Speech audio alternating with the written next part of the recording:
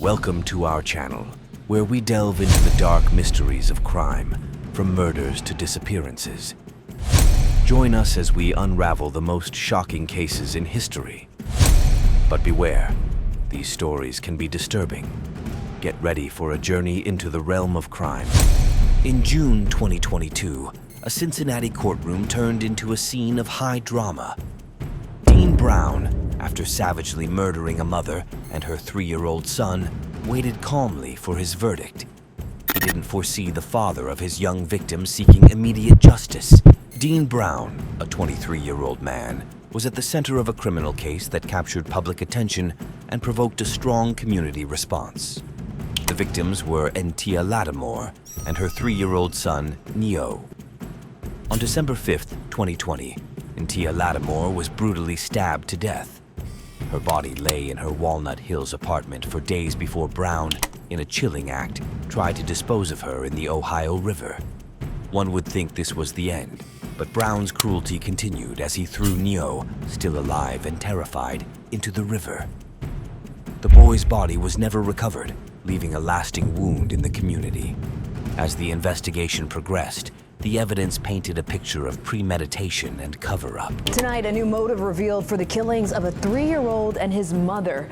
Deshaun Brown is accused of murdering Natisha Lattimore and her son Nilo in 2020. Reporter Courtney Francisco joins us live now. And Courtney, detectives say this motive could have stemmed from a miscarriage that woman had? Brown had acquired a body bag, indicating a level of planning that made the crime even more heinous. Brown was charged with aggravated murder, tampering with evidence, and gross abuse of a corpse. The judge stated that while Brown might have bipolar disorder, it did not impair his ability to exercise rational judgment or understand the nature, consequences, or wrongfulness of his actions. Suffered from a severe mental illness at the time of the offenses charged, and that severe mental illness significantly impaired his capacity to exercise rational judgment. No one was prepared to see the courtroom become a stage for a drama where raw emotion and legal proceedings intertwined.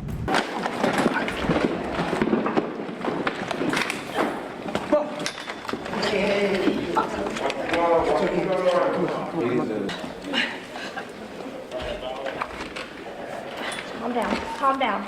Stop. All right. Stop. Are you okay? Stop. Stop.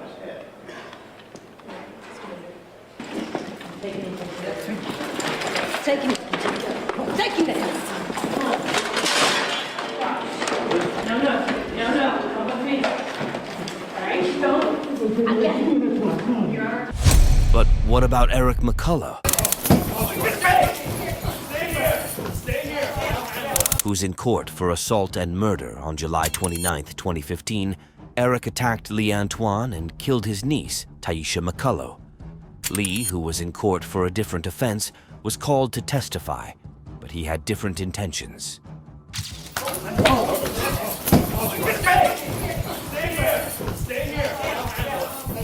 Back up, sir! Back up, sir! Sir, back up! Take him out of the court. Calm down, baby. Calm down.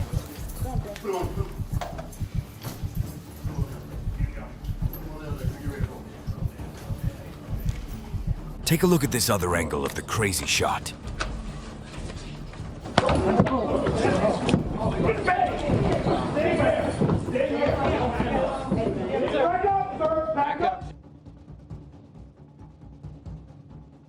Eventually, the police managed to restore order. In the end, Lee received a sentence of 11 months and 29 days, while Eric was sentenced to 6 years in prison after the murder charge was reduced to manslaughter. But how does that compare to this next criminal? He said he got back in the car and ran her over until she looked like spaghetti. Who killed Christine Melton and Diane Ruiz? No, absolutely not. Absolutely not. This is Wade Wilson. The horrific murders of Christine Melton and Diane Ruiz, a man with a troubled past and a penchant for violence. Wilson's presence loomed large in a community reeling from the shock of these brutal crimes. Wade Wilson should be sentenced to death. We have further considered whether Wade Wilson should be sentenced to life in prison without the possibility of parole or death. Christine Melton a local woman in her 40s known for her kindness, met her tragic end after a chance encounter with Wilson at a bar turned fatal. Prosecutors allege he lured her to her home under false pretenses, then violently strangled her. Wilson, according to witnesses, then fled the scene in Melton's car. Days later, Diane Ruiz, a beloved mother of 2 and Moose Lodge employee, encountered Wilson in Cape Coral, where she met a similarly grim fate. Wilson allegedly not only killed Ruiz, but also desecrated her body by repeatedly running over it with Melton's stolen vehicle before dumping her remains back inside. Stephanie Sailors, when she told you goodbye and that she'd see you tomorrow, did you have any concerns for her safety? No. And in fact, if you did, would you have left her home with just her and Wade Wilson in that house? Not at all. And if she was concerned, Christine would have never let me leave that house if she was scared. She would have said, let's get this guy out of here together.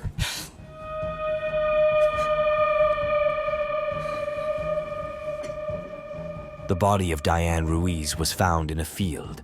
He also strangled Christine Melton, and she was found in her home. Wilson denies it. Did you kill Christine Melton and Diane Ruiz? No, absolutely not. Absolutely not. I was forced. That wasn't a call that I willingly wanted to make. He even wrote letters saying that he did not commit these murders. An animal like this needs to be put away. This case was nothing more than a graphic, vulgar display of power. Despite his bragging, his boasting, and the excitement he wants to feel, the discovery of both victims' cell phones in Melton's car became crucial evidence linking Wilson directly to the crimes. One of the most shocking and chilling things to see, Wilson showed no emotions when the jury gave him the guilty verdict for killing those 2 women. We found the state proved one or more aggravating factors. We have further considered whether Wade Wilson should be sentenced to life in prison without the possibility of parole or death. We, the jury, find by a vote of 9-3 that Wade Wilson should be sentenced to death. The trial of Wade Steve Wilson stands as a stark reminder of the fragility of life and the weight of justice in a community scarred by senseless violence. But how does that compare to this next criminal? This is Bryce Rhodes, currently facing trial for 3 murder charges in Louisville, Kentucky. Rhodes is accused of starting his killing spree by shooting and killing an innocent man, mistaking him for someone else. 2 brothers, aged 16 and 14, were in the car during the murder. Because they witnessed the crime, Rhodes killed them a few weeks later. Who are they? Maurice, Larry. Ah, I know him. Yeah.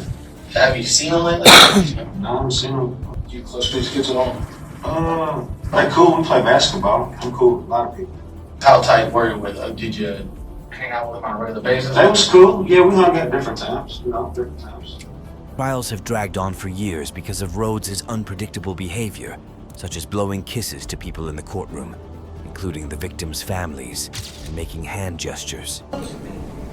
Ma'am, look at me, ma'am. Mr. Rhodes, you're smiling. I don't know why you're smiling. Because I can. Well, because I can. It's not a crime to smell. I would suggest you do what helps you, not what hurts you. Okay. That's do what all. I want to do. Well, Let's do get what that you want to understood. do. That's fine. Let's get that understood. At one point, Rhodes had to wear a spit mask because he spat on his lawyer. Nice cheek shot. You a coward. Nice cheek shot. You a coward. In another court appearance, Rhodes made some bizarre accusations towards the judge. I don't know if y'all got some type of sexual relationship going on or what y'all got going on, but I'm definitely gonna speak my mind. Are you some type of racist? Are you a secret Ku Klux Klan member? Due to Rhodes' disruptive behavior in court and his dismissal of multiple lawyers, the trial has lasted much longer than anticipated. As it is still ongoing, it's clear that Rhodes won't be released anytime soon. What do you think, Rhodes' case? But how does that compare to this next criminal? This is Jeremy Christian, who was detained for killing 2 men on a Max Light Rail train in Portland, Oregon in May 2017. Christian fatally stabbed 53-year-old retired Army officer Ricky John Best and 23-year-old Taliesin Murdin Namkai Meshe. He also wounded 21-year-old Micah Fletcher, who survived. What follows is where it all started. Christian was recorded shouting anti-Muslim and racist slurs at 2 black teenagers. His actions angered several passengers. They intervened and protected the scared teenagers, who had retreated to the back of the train.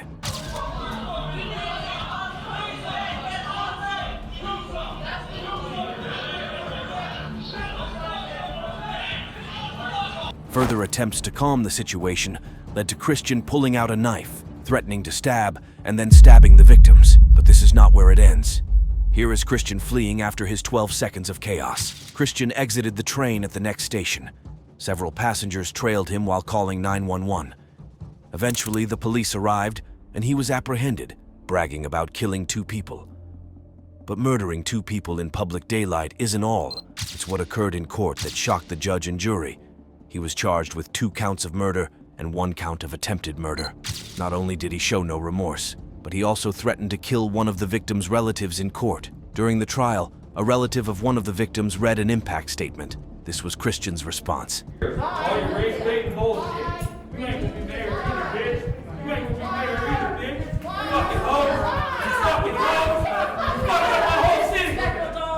George Floyd. George Floyd. I should have killed you, bitch. I should have killed your bitch ass. Everybody knows you're alive. Christian received 2 consecutive life sentences. During the trial, his criminal history was revealed. Christian had attacked a woman and used racial slurs on another train the day before the murders. You got what I'm saying? Fuck all you Christians and Muslims and fucking Jews. Looks like we got a Christian or Muslim fucking bus driver. I stabbed you too, bitch. He identified himself as a white nationalist and far-right extremist. The judge added 25 years to his 2 life terms for these other offenses.